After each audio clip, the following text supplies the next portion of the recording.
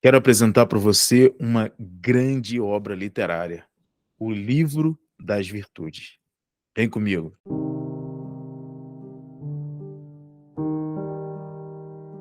Fala, galera do canal Na Leitura, aqui é Léo Ferreira e hoje eu quero mostrar para você essa grande obra literária de William J. Bennett, O Livro das Virtudes. Esse livro, na verdade, são os livros da virtude, são fantásticos. São livros que vão nos ajudar a conhecer o conceito sobre várias virtudes, mas também esses livros irão nos mergulhar no conhecimento de diversas literaturas do mundo. Os principais nomes da literatura mundial, a partir das suas histórias, dos seus contos, das suas poesias sobre cada virtude. William J. Bennett ele fez um apanhado de diversas histórias, contos, são cheios de significado, cheios de sentido, que ao lermos vamos aprender diversas virtudes. O que ele fez aqui foi muito interessante e que nos ajuda, nós que somos adultos, mas também é um livro direcionado para as crianças, para a formação das crianças. Como você vê, a preocupação dele é de uma formação das virtudes para toda a família. E eu quero mostrar para você um pouco desse livro. Ele vem nesse box, nessa caixa, já muito bela, ó, tá vendo?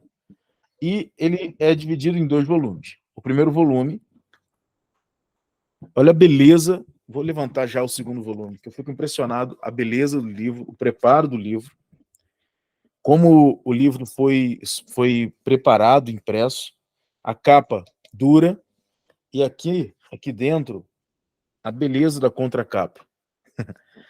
E um livro muito bom de ler, com letras boas, tamanho bom, excelente. São livros gigantescos, tá? Esse aqui é o menor, que possui quantas páginas? 550 páginas. E esse outro aqui, que é o segundo volume, onde vai falar sobre o compasso moral, possui 760 páginas, e o autor vai trabalhar 17 virtudes. E da seguinte forma, ele faz uma pesquisa e coloca ali todo o aspecto filosófico de cada virtude. Primeiro, por exemplo, ele vai trabalhar a virtude da coragem. O que é a coragem? Ele vai descrever, conceituar o que é a coragem. Depois, ele vai separar para a gente várias histórias falando sobre esse tema. E aí, por exemplo, às vezes nós temos dificuldade de compreender o conceito, mas na hora de exemplificar nas histórias, nós vamos conseguir compreender o que é a coragem. E também é muito legal porque quando nós vamos entrando ou na poesia, ou nas histórias, ou nos contos, nós vamos também transformando o conceito a partir da imaginação. As histórias nos permitem entrar no mundo de aprendizagem pelo aspecto imaginativo, que também é um facilitador. Por isso é muito interessante, esse livro ele é importante não só para os adultos, mas também para as crianças. Já que, por exemplo, se você quiser contar uma história com uma pegada, um cunho muito significativo, uma história segura para o seu filho, por exemplo, esse livro contém várias histórias fantásticas, histórias clássicas. Isso que é importante. Só autores importantes. E tem muitos autores brasileiros também. Eu já vou ler alguns para que você possa conhecer e entender um pouco mais desse contexto. Bem, como eu estava falando, olha só, aqui vai falar sobre a disciplina, ok? Em seguida, nós temos aqui o conceito da disciplina, tá? Toda essa página. Vamos ler para a gente conhecer. Na disciplina, o indivíduo se torna discípulo de si mesmo. É seu próprio professor, treinador, técnico e orientador. Platão dividiu a alma em 3 partes ou funções: razão, paixão e desejo, e disse que o comportamento correto resulta da harmonia entre esses 3 elementos.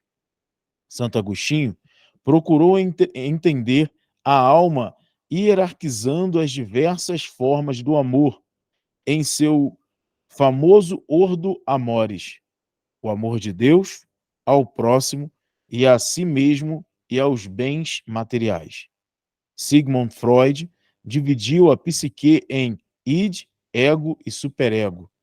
E vemos William Shakespeare observando os conflitos da alma, a luta entre o bem e o mal, em obras imortais como O Rei Lear, Macbeth, Otelo e Hamlet. O problema volta sempre ao equilíbrio da alma. Mas a questão da ordem correta da alma não se atém ao domínio sublime da filosofia e do drama. Ela está no cerne da perfeita conduta no cotidiano.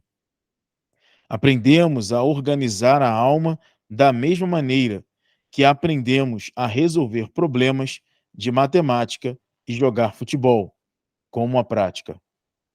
O caso de Demóstenes, contemporâneo de Aristóteles, ilustra o tema.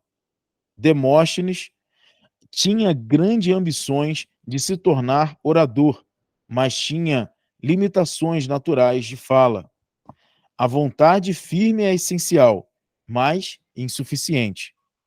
Segundo Plutarco, sua pronúncia inarticulada e gaguejante foi superada e tornou-se mais distinta porque ele treinou falar com pedra na boca, aumentando o problema que desejamos superar. Desenvolvemos o poder necessário para vencer a dificuldade inicial. Demóstenes usou estratégias semelhantes no treinamento da voz, que ele disciplinou declarando versos e fazendo discursos, quando estava quase sem fôlego, correndo ou subindo montanhas. Olha só que coisa bela. A disciplina. Ele conceitua, traz diversos conceitos de filósofos, depois ele entra também no aspecto literário, e em seguida começa já a dar exemplos. No próximo passo, ele utiliza de literatura, como aqui, ó, A Justiça, Olavo Bilac, e também O Rei Falcão, adaptação de James, e ele vai trazendo diversos textos para que a gente possa compreender o que é a disciplina. A Justiça, Olavo Bilac. Olavo Bilac, ele é de 1865 e faleceu em 1918. Chega em casa chorando o Oscar. Abraça em prantos a sua mãe. Que foi, meu filho? Sucedeu-me, mãe, uma desgraça. Outros, no meu colégio, com mais brilho, tiveram prêmios, livros e medalhas. Só eu não tive nada. Mas por que não trabalhas? Por que é que uma existência dedicada ao trabalho e ao estudo preferes os passeios ociosos? Os outros filhos, mais estudiosos, pelas suas lições, desprezam tudo. Pois querias, então, que vadiando os outros humilhasses e que os melhores prêmios conquistando mais que os outros brilhasses? Para outra vez, ao teu prazer prefere o estudo, e o prêmio alcançarás sem custo. E aprende, o mesmo quando isso te fere. É preciso ser justo. Então, nesse texto de A Justiça, de Olavo Bilac, aqui a gente pode ver também a necessidade da disciplina. O garoto, ele queria conquistar coisas de maneira fácil. Não queria estudar e se irritou, se entristeceu, quando viu que seus amigos que estudavam haviam conquistado prêmios brilhantes e ele não havia conquistado. Ele não havia conquistado nada. Ele se entristece. E a mãe resolve então conversar com ele. Finalmente, ele toma consciência que faltou na sua vida a disciplina. E por isso a justiça foi feita. Aqueles que foram mais disciplinados conquistaram os prêmios do colégio. Tá vendo? Aí são assim. E temos vários textos, como por exemplo, O Menino e a Jarra, ainda falando sobre o tema da disciplina. O menino viu na mesa uma jarra cheia de nozes. Pensou com seus botões: ah, que bom! Aposto que se mamãe estivesse aqui, ela me dava. Vou pegar uma porção. Assim pensou, assim fez. Mas quando tentou tirar a mão cheia de nozes, viu que estava presa no bocal da jarra. Largar as nozes, nem pensar. Tentou, tentou e nada. Começou a chorar. A mãe chegou. O que que há? Não consigo tirar a mão da jarra, disse o menino. Se você não fosse tão guloso, podia pegar uma ou duas e não ia ter problemas. Como era fácil, eu não podia ter pensado nisso antes. Olha só, tá vendo? São pequenas lições trazidas pela literatura que a gente pode mergulhar no conhecimento intelectual e conhecer muito a fundo e nos educar e educar também nossos filhos. Aqui também sobre a responsabilidade. Primeiro, o conceito. Vamos ler. Ser responsável é responder pelos próprios atos, é corresponder. No jardim do Éden, foi Adão, imaturo, que ao descobrir que comera do fruto proibido, colocou a responsabilidade em Eva. E foi Eva, uma imatura, que por sua vez colocou-a na tentação da serpente. Aristóteles foi um dos primeiros a observar que nos tornamos as pessoas que somos devido às nossas próprias decisões. A filosofia inglesa de Mary Medgley diz que o ponto central de verdadeira excelência do existencialismo é a aceitação da responsabilidade de ser como nós fizemos, a recusa a dar falsas desculpas. Soren Kierkegaard, um dos pioneiros no existencialismo do século XIX, deplorava os efeitos nocivos dos grupos e das multidões em nosso senso de responsabilidade.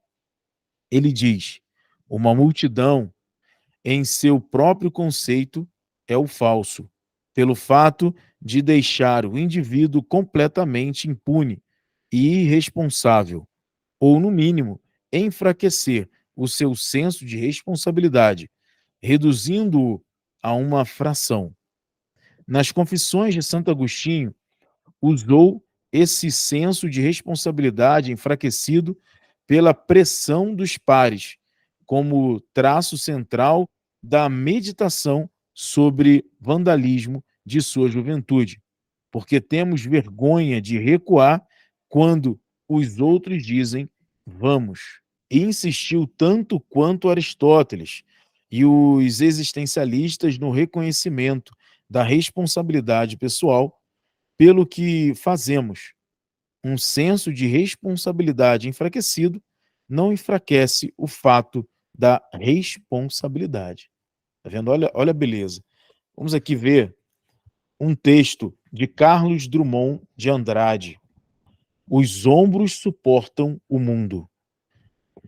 Chega um tempo em que não se diz mais, meu Deus. Tempo de absoluta depuração. Tempo em que não se diz mais meu amor, porque o amor resultou inútil. E os olhos não choram, e as mãos tecem apenas o rude trabalho, e o coração está seco. Em vão, mulheres batem a porta, não abrirás. Ficastes sozinho, a luz apagou-se, mas na sombra teus olhos resplandecem enormes. És toda certeza, já não sabes sofrer, e nada espera de teus inimigos. Pouco importa, vem a velhice, que é velhice? Teus ombros suportam o mundo, e ele não pesa mais que a mão de uma criança. As guerras, as fomes, as discussões dentro dos edifícios provam apenas que a vida prossegue, e nem todos se libertaram ainda. Alguns, achando bárbaro o espetáculo, prefeririam os delicados morrer. Chegou um tempo em que não adianta morrer. Chegou um tempo em que a vida é uma ordem, a vida apenas sem mistificação. Carlos Drummond de Andrade. Esse é o conceito do livro. Nós temos a virtude, o entendimento conceitual da virtude, e temos vários textos, várias histórias para ilustrar o tema. Como falei, nós temos 2 volumes, ok? 2 volumes. E, nesse meu caso, também eu adquiri esse outro livro, O Tesouro da Poesia para Crianças. Aqui existem várias poesias de também diversos autores com esse mesmo intuito: preparar as crianças e também, claro, cada um de nós para um bom imaginário a partir de textos clássicos que vão também nos formar para a disciplina, para o convívio familiar, para a responsabilidade, para a amizade, para o amor, para cuidar do próximo, para ter compaixão. São diversas virtudes que nós temos aqui para aprender. Como falei, 17 virtudes. Esse livro eu recomendo para você. William Bennett, O Livro das Virtudes. Esses 2 belíssimos volumes vão acrescentar muito na sua vida e no seu entendimento sobre a necessidade das virtudes. E não só o estudo, mas também o aprofundamento cultural que você vai adquirir lendo esses livros. O Livro das Virtudes, uma ótima recomendação para você. Esse é o canal Na Leitura. Peço para você deixar o seu like e compartilhe esse vídeo para outras pessoas. Eu sei, esse livro vale a pena para que você conheça e também muitas outras pessoas. Tá certo? Então, muito obrigado mais uma vez e que você possa ser muito feliz fazendo essa leitura. Muito obrigado. Tchau, tchau. Na Leitura.